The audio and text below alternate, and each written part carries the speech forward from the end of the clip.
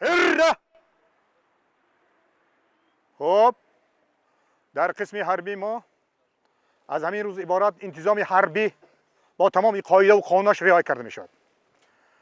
انتظام حربی باید آهنین باشد.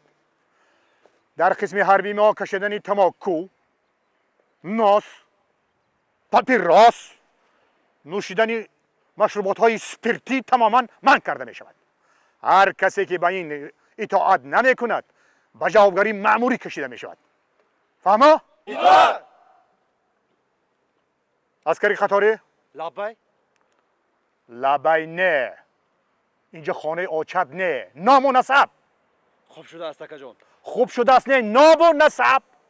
سید خلوف بابا خل. با تو بد گپ میزنیم. هر نه.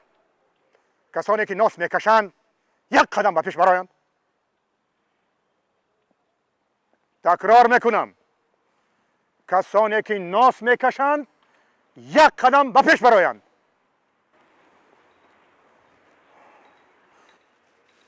کسانی که ناس نمیکشند گرد میدان 5 بار میدوند.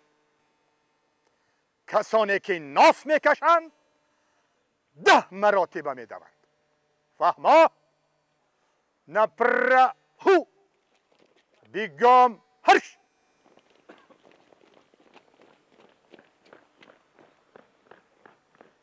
ای خط کشان اینجا بیا.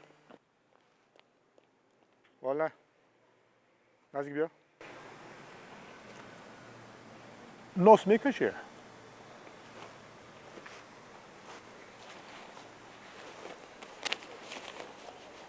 تستر.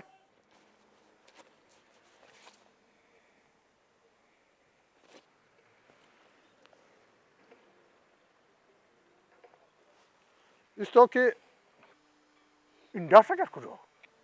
دست مر رفیق کماندیر کشیده کندن. در کجا؟ کی؟ در ابلا و رفیق کماندیر. در ابلا؟ حالا دست در کجا؟ در سنگچک در درون یخدان کماندیر.